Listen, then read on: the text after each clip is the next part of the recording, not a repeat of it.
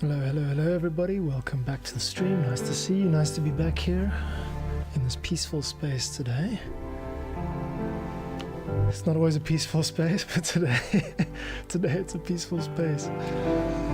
I'm gonna make this a peaceful space. I'm gonna force this to be a peaceful space. Okay, why are we going on about a peaceful space? Because I need, today I need a little bit of hope that this piece is gonna please the maker of the Fall of Civilizations podcast. That's why we're here. I write the music for that, or some of it I've written in the past, and now I've been commissioned to write this reprise of the main title theme. So wish me luck. And what I'm doing now is kind of final touches on percussion. I'm happy with the overall sound of it. I don't want to screw around with too much of it. For those of you who've been showing up for the regular streams, thank you very much for being here. Much appreciated. And I promise I will stop talking and just allow us all to listen to this lovely piece of music during the next hour.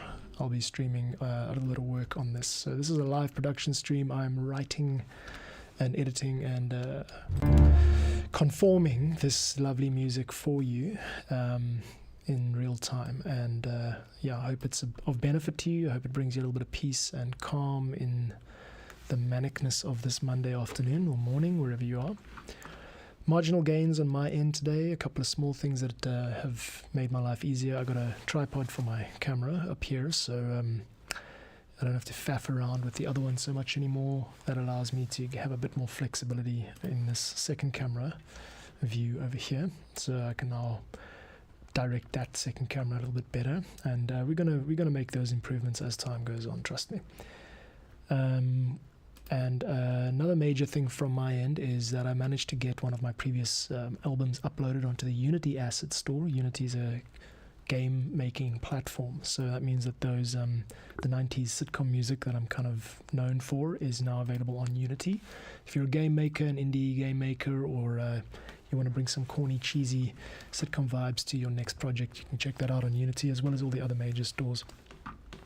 So thanks to Mark Allman, who I discovered as a fellow South African game music composer, for pointing me in that direction and helping me out with the actual uploading. All right, let's get into it then. As I mentioned a minute ago, I am now going to be turning towards this percussion section. So let's get a couple of these guys soloed out and just hear what's going on in the percussion.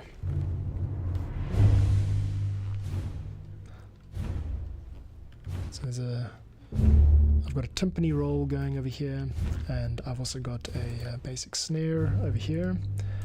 This is a taiko drum, and this is called it's called a big percussion, part of the Native Instruments complete collection, and it's just playing basically a nice kind of footstep marching sound. Okay, this is the BG Ensemble full. What I'm not happy about is how typical it sounds, how generic. Well, it doesn't sound generic, but how it's unvaried basically. So I want to work on this part here. Either what I'm going to do is edit these sounds, change which values change the actual sound of them, or layer them. And I think my tendency in this case is to layer them. I don't always add onto things that I consider to be complete, because I think overlayering is a problem when you have access to all these digital tools, these amazing sounds. You tend to just carry on stacking and stacking. Not always the right choice, but I think in this case it might be. And the reason I say that is because this is a podcast. Fall of Civilizations is a podcast about armies clashing, and this is supposed to resemble the sound of footsteps. So having a bit of depth, having a bit of like scale, making it sound more like thousands than hundreds of people marching, I think might be a good idea, which is good news for me, because the real fun stuff is just patch browsing. So I'm going to go through a couple more of these patches now. What I'm going to do is first duplicate. I've got a nice shortcut for duplicate without duplicating the track contents, so now we'll get a second BG04 full track over here, and I've got this keyboard in front of me that I can just use to trigger various sounds that you should be able to hear them. Nice cymbals. So let's go through these one by one and see what kind of tracks we can reproduce here. I'm going to just switch open here to the inline MIDI editor so we can see what we're doing, and I want to know which notes are being triggered first. So it looks like, by the looks of it, I've got a C3 and a D3, so that's this one here, and that sounds about right. That sounds, yeah. That's it. Okay, so now we can actually add sounds. If you're new to the channel or you're just stopping by, drop me a comment. I love chatting to people while I work. You might get some horrible sounds like this as we go. Sorry about that. That's just because I can't predict what's going to come from each note I hit. I'll try not to deafen you. Point of today's stream is to just be a little bit peaceful. Things can get a bit manic in music land because you're encouraged to raise the emotional energy, but today I feel like just subduing the entire thing. I just remembered there's a great option for this. It's the Mahler hammers. Let me get the Mahler hammers out. Mahler hammers are famously the composer, I think it was someone like George Mahler? What's his name? Classical purist's going to be hating. Famously, he used hammers in one of his orchestral compositions. So the actual orchestra had to bring hammers and hit whatever it was. Where would that be saved now? Under, was it ethnic? I did toy with the idea of ethnic percussion too, because we're talking again about the conquest of empires, and I wanted to perhaps bring the sense that, you know, the armies would march over to foreign lands, and try to reflect that in the music, but it seemed like a bit of a stretch. Maybe not to overthink it too much. Okay, let's go. I think it is orchestral percussion. Yeah, and I'm just going to have to go through these one by one. I can't find it.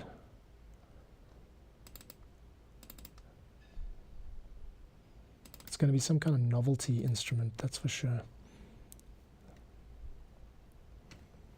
We are looking for the Mahler hammers, which are... There they are, cool.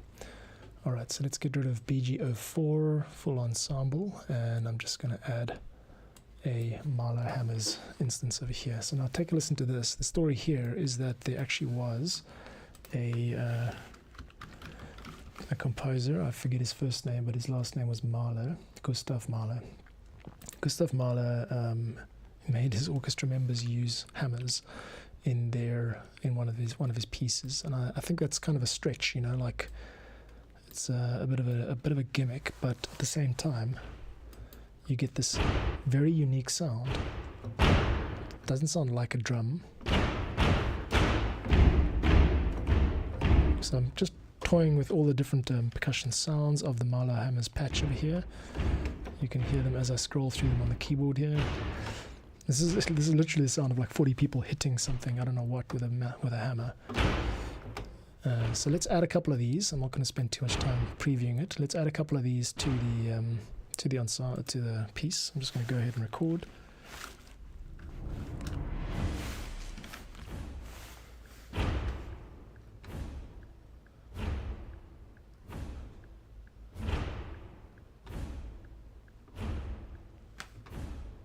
Okay, that's all we need. We've just got a nice little sample piece here, and let's give it a bash.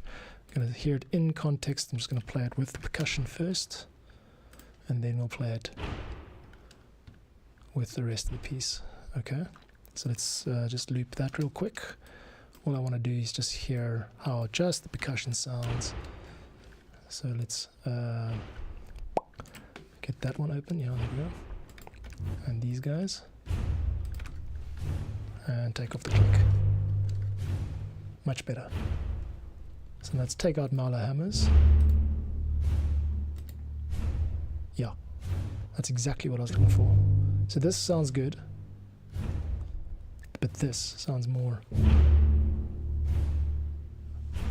aggressive, maybe the hardness of footfalls as an army marches across the vast expanse on their way to conquer some new empire. So that's great. And that also provides a little bit more variety in my understanding of orchestral music. I'm not classically trained, but you want to create a sense of depth, and not everything's always perfectly in time. That's what makes it beautiful. Okay, so I'm going to do a little trick here. It's a Control-Shift-G, which is called what I call grouplicating. Control-Alt-Shift-G, sorry. It's when you group and... What's my group-licate? There's a nice keyboard shortcut that allows you to... I think it's Control-Shift-L, right? There you go, cool. This gives you an Ableton-style functionality. Thank you very much to reaperblog.net for that little trick. He's quite a genius with this program. And yeah, that's it. So let's give that a listen now. I've got that in the percussion section. Sounding good on my headphones. I'll have to preview it on the speakers, but let's give it a listen. Take it back a bar here. Just waiting for the program to load. And full composition right now.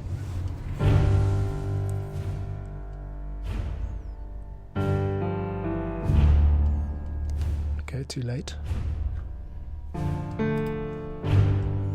Here's something cool. So when I change one of them, see that third one, this one here, is actually late. If I can shift it forward, you'll see that all of the other instances of it also shift forward.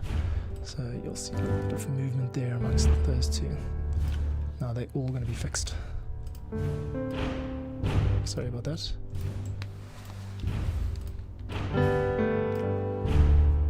I have a feeling what I should do here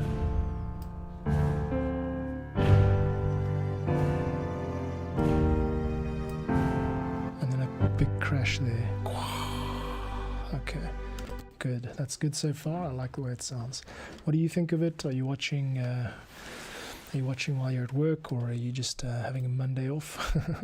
Let me know what you're doing today. I enjoy chatting to people while I work. And yeah, thanks for stopping by.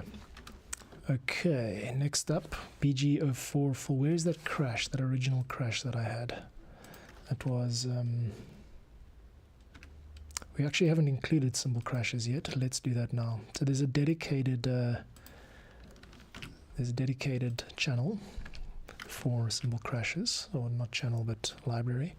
I'm going to just load it now. So under instruments of Cineperk instruments, there's a nice dedicated cymbals channel. Where is it? Orchestral percussion, mallets and suspended cymbals, PRT and crash cymbals, concert toms. Suspended cymbals might be the one.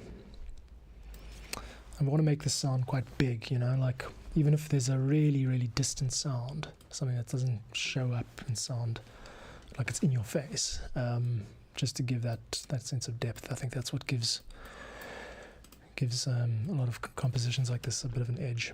Okay, so let us then, I'm just going to lose the browser. I can fit nicely on the side there, you can see what I'm doing. Let me maybe get out of the way for a bit, so you don't have to watch my face all day, every day. Okay, so I'm here, don't worry, you're still with me, and I with you. Oh, there might be a problem with this setup, sorry, let me just undo what I just did. You're gonna have to, I'm back. I couldn't stay away. There's some admin to do before I can make that possible, so let's go back to where we were now. I'll just stick that over there. Okay. Now, what we got to do is get the right cymbal at the right time. So first things first, we're going to just get our housekeeping in order. I want this to be OP18 cymbals. So I know where I am. Okay. Then let's start previewing cymbals for the right sound. I'm just trying to find the right one. That's a nice crash cymbal. Sorry, a roll, cymbal roll. Those types of rolls, I've already got one of those.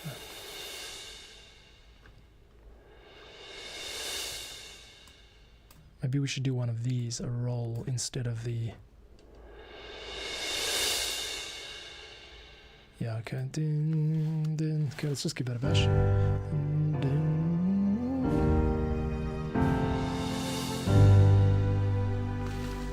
Okay, let's augment that moment a little bit. So the timing was a bit out. We need to make it start later. You can hear where the crescendo, the peak of that sound is. That's it. It has to be timed exactly with the down note. Okay, good. Now let's give what I also want here is a much sharper sound, a crash sound. So, oof, that's not ideal. That's too out there, too tonal and too much like a gong. There you go. That's a real gong. He's actually, now if I hold this finger down, you can't see it, but if I hold this down, you're going to just get this ongoing suspended cymbal. They do that by recording and setting loop points, so you can literally hold that down for as long as you like. I'm not going to do that. I want this to just be a bit more straightforward than that. That's a nice long sound. Let's augment the, so I'm just going to zoom out. Sorry, I'm just going to solo out in what I call solo, but I want to just make that track available on its own. Okay. Don't actually need this right now, so you just watch the MIDI. Now it was this. Oof, so sorry about that. So it turns out there's a lot of velocity difference in that piece. That's why it came through blaring like that. Looks like I've just gone and minimized Reaper by mistake.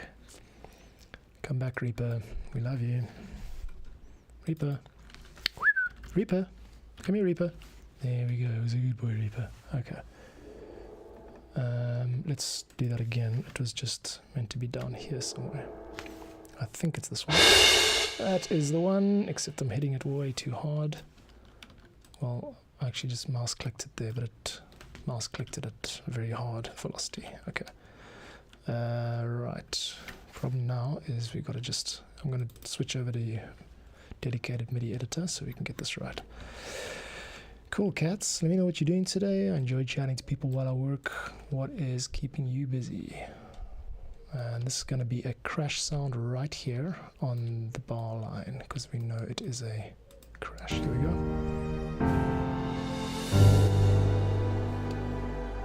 That's it. So there's a gong sound in there, which is always in composition. You tend to think of gongs as a little bit exotic. You use them in like the Oriental, if you want to use an old-fashioned word, like Eastern sounding music. If you're trying to be stereotypical, you might use a gong. In fact, they're called China gongs. There's a certain sound. Temples, monasteries, that type of thing. I like that. That was a nice little touch, so let's leave it at that. And I don't want to overdo the cymbals too much. So at this point, what I do now for composition stuff is I don't get too deep into it.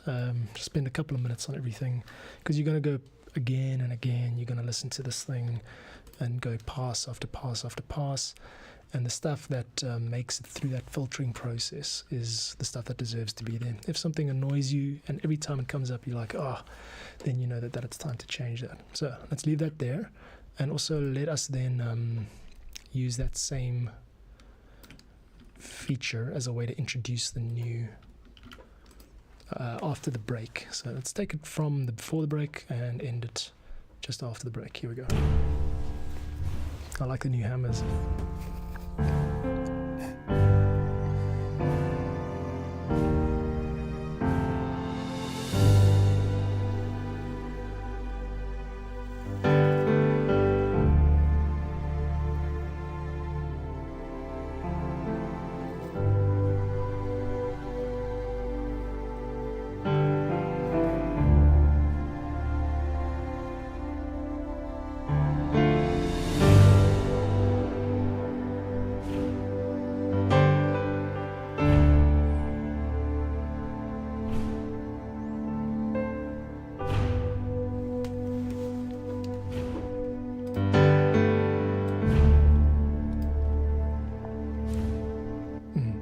Okay, good. So I made a few decisions there.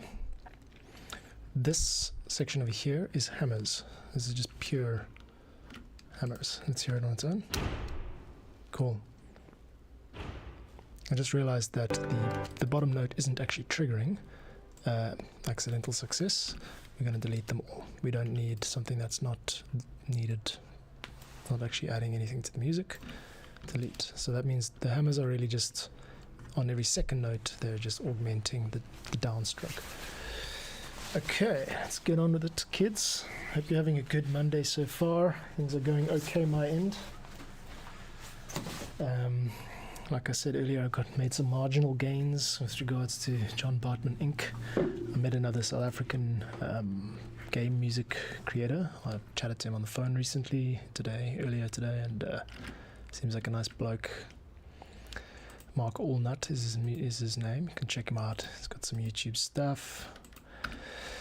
And feeling a bit silly earlier and put out a really funny, silly short of me just laughing and then pulling a straight face. And that type of silliness gets me through the day. All right, all of this stuff is percussion. So I just want to label it. I think / there we go. That's a nice color for percussion. Huh? And let's change the color of the piano. I think bright green now. Let's make that lime. This is where I start to faff over colors. Okay, the violin. These are all supposed to be. I wonder why I've double assigned. Oh, weird. Maybe that is the entire ensemble. Okay, cool. Now, there was this cello part is done, but what I thought was let me just turn to the second half of this piece.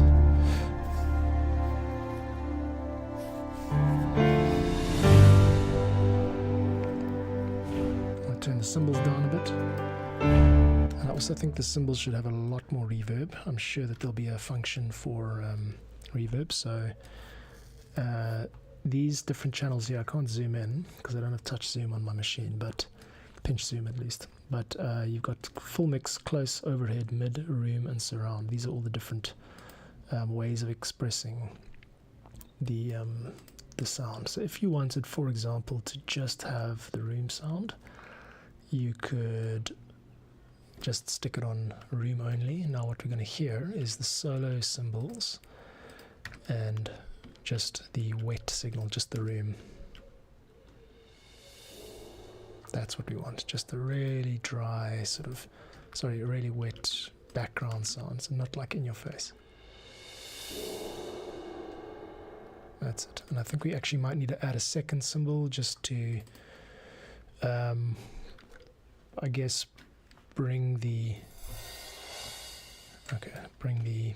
depth to it again, you know?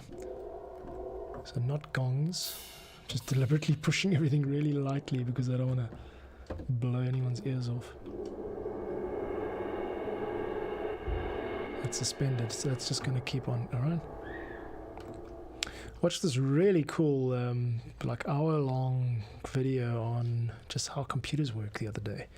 I was fascinated, man. It gave me insight into just the complexity and how miraculous computers actually are.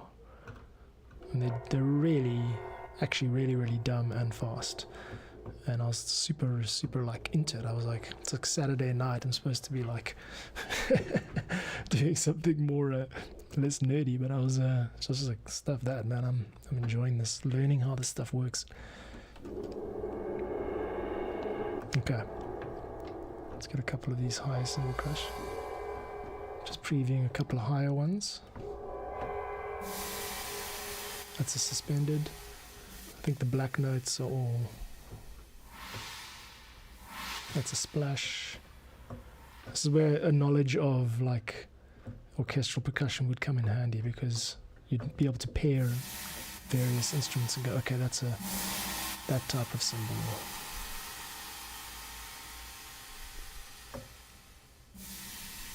Should we try that one? Let's give it a bash. I'm going to extend it and take the volume down real low, and we should hear it just in the background. Let's try it out.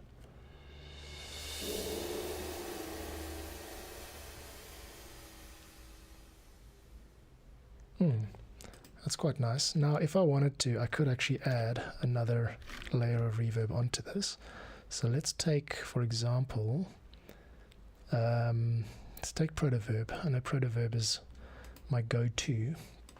Protoverb's a cool, it's a very good free reverb. I'm just going to take the dry down a bit, and the decay could go up. That's going to be really, really long now. Here we go.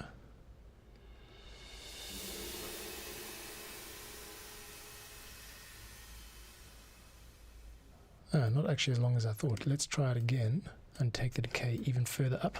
So now, oh wait, I'm on the wrong. No, I'm right. That's right. Fine. Okay, here we go.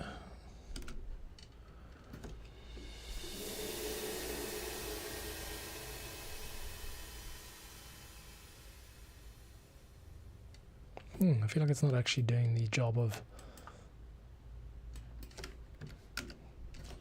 extending it outwards for like a minute.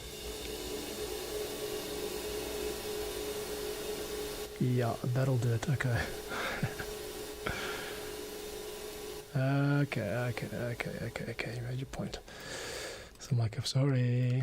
I doubted your ability to have a reverb tail. Here we go. Okay, so now we've lost a little bit of the crash because I've moved the dry value all the way down. So let's take the decay down and take the dry value back up. Here we go.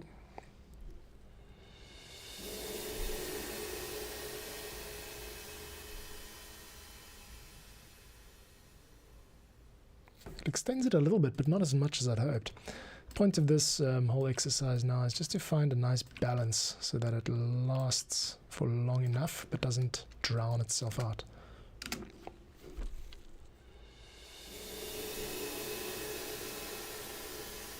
That's very nice and gentle, actually. I like the way that sounded. Okay, let's try that in the mix. Stop and restart.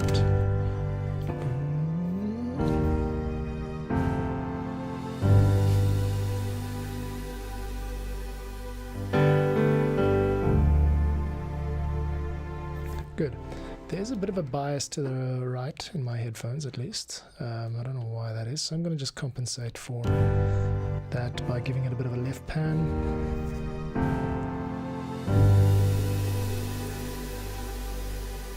There you go. Now it feels like it's in the back, which is nice. It's like someone hit a cymbal right at the back of the room. One tiny little tweak. I'm just going to take the dry value up a little bit and the decay value down a little bit. I just want this to be really really subtle. Okay, you should hear the same thing here now. What we're going to do first is just copy this so that there is a similar sound here. That's it.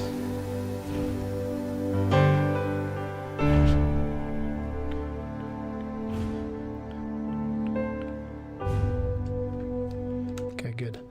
Piano timing is another issue. I noticed tiny little issues around, because I mean, if this was a concert piano performance, which I'm trying to make it sound like, then there would be a lot more emphasis on getting the timing exact. Now I'm not actually cutting it right now because I went for an organic feel, but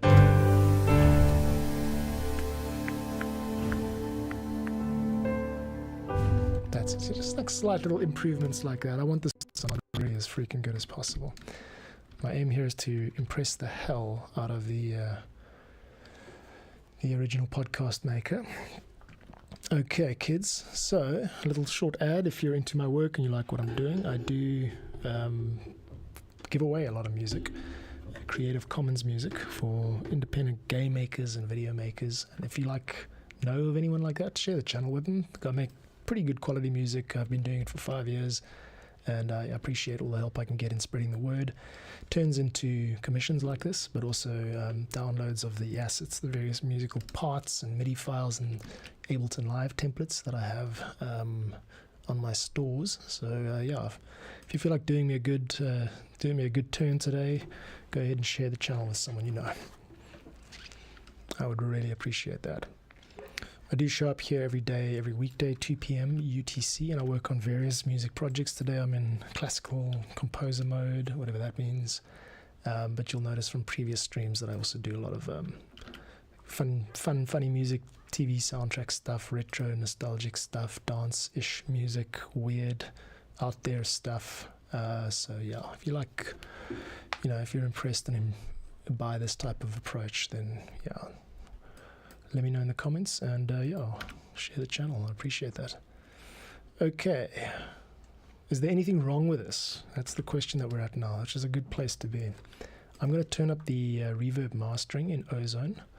I use Ozone 5. Not everybody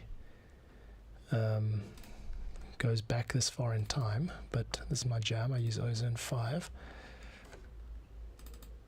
Go. Orchestral master. There we go. Okay, and I'm going to just turn up what they call reverb, mastering reverb, which is just a nice overall loud reverby sound. Okay, let's hear this out now. Stick that over there.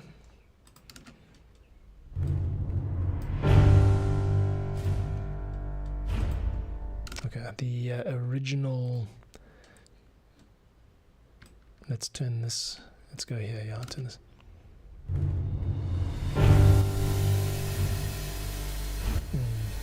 I think I'm going to have to go back to a bit of dryness here, unfortunately, because we can't hear what's going on. We can't hear the actual moment of the cymbal crash.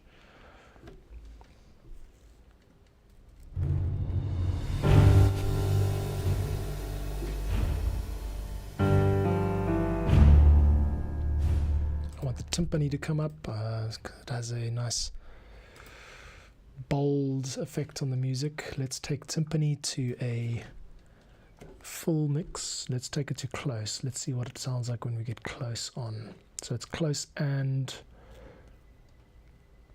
mid. Let's turn full mix off. I just want to hear timpani. Give me a second here, guys. Timpani is these ones here. Oops, and here we go. Take it back here. Good, but not very loud. Let's turn that on.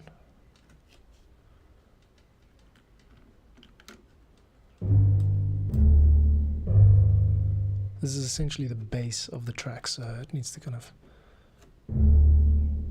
sound better. Turn that off, let's hear how it sounds. Sounds pretty much the same, because if you've got full mix on, then you've got close on. Close is just that. Yeah, okay, so let's go with close and sub, because we've got the bass here, so I want to hear some low stuff. Let's see if we can get that to work. Yeah, there we go. I can already hear much more of a difference there.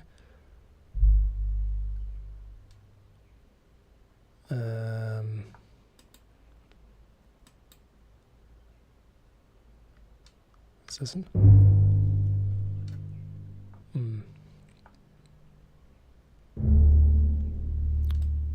Okay, now we're talking about sends. Sounds like a bit of tiny bit of interference there. Yep, thought so. Here is where it's double triggering, basically. So it's only because I've got a loop on that it's a problem. I thought I had some phasing there where the sample is interfering with itself. There. Okay, cool. Alright, kids, let's hear it one more time. Here we go. Oh, one of many more times. Good. Now the Mahler hammers are sort of taking away from the rest, so we're going to have to just tame them. I think it's these guys here. That's right. I like them, but hammers. Alright, let's open up the Mahler hammers and see it's actually BG07, not BG04. And we need a less of a full mix. We don't want the close stuff. We want everything except the close stuff. So here I am in the Mahler hammers internal mixer, and I'm going to do overheads, mids. I mean, the quad stuff I don't need. That's a quadraphonic recording. We don't need that. But we do want the sub. So let's hear how it sounds now with just close mids and subs. I don't know where the send is going. This interface is a little bit small. The reverb is on. Dynamics, which is the velocity range between the softest and the loudest. It's on. We've got high pass. I'm going to turn on the high pass filter, the low pass filter, and just cut it off around midway. I don't want this to be too eating up too much of the highs, because orchestral music generally, you might notice, it's just like maxes out at 10K and tends to just be really really subdued and low. So I'll put a spectrogram on the end here so we can actually see the music and compare it to sort of modern contemporary trailer music and just see what kind of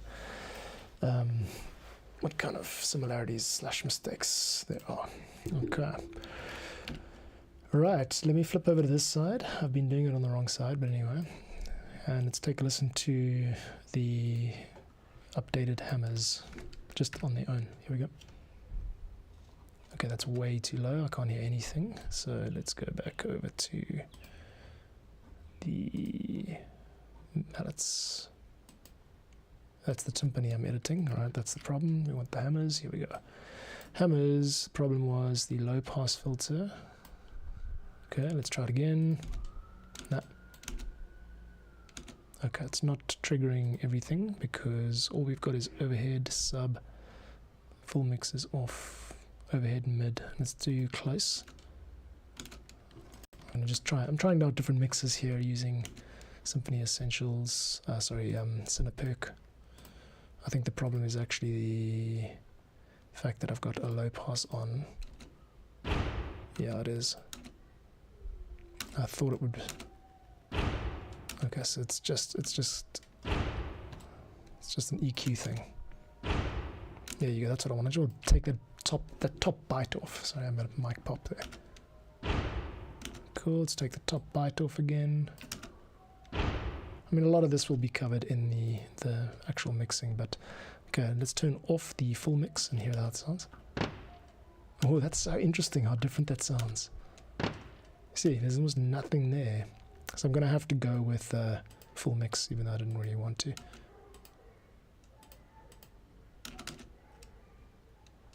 I've got nothing coming out now. Why is that? Oh, it's because it's muted for some reason. Oh, I see. So the way this mixer works is that once you turn on full mix, or so for example, once you turn on just this channel over here, then it assumes that you don't want the full mix. The full mix is just the combination of all the rest of that. It's not very clear in the GUI, but that's fine. That just means now we got to go to the full mix settings and do the low pass a little bit lower. There you go. Reverb up, much higher. There you go. Stereo width on. No, I've actually just turned it off. Now it's gone all weird. No, I actually just want that off. Yeah, it's better when it feels like it's in the background. Just out of interest, I'm going to mess with chorus. See how that sounds. Nope, it's starting to interfere with itself. Don't like it. There's a lo-fi version, but I'm not going to get into that stuff now. Let's get this track finished.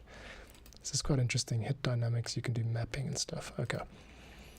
All right, full track. Oops. Triggered it too early. Here we go.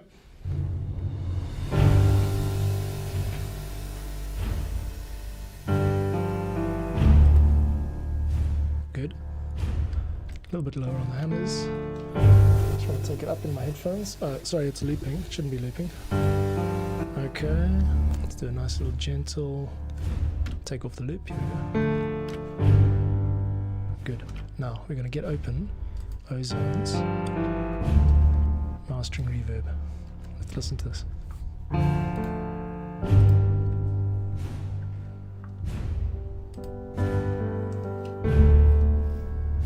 So lovely. Cool.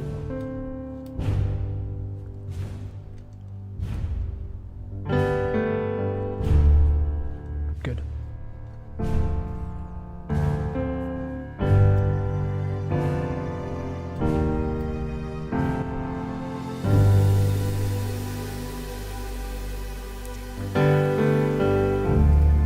Okay.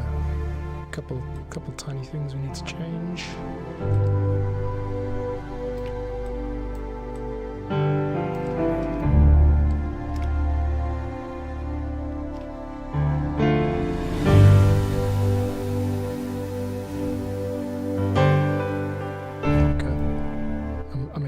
And we're going to play it again in a sec, and it's hard to stop it, but the piano, the high mids are a little bit bitey. This is not supposed to shock you, this is supposed to lull you. The whole thing's meditative.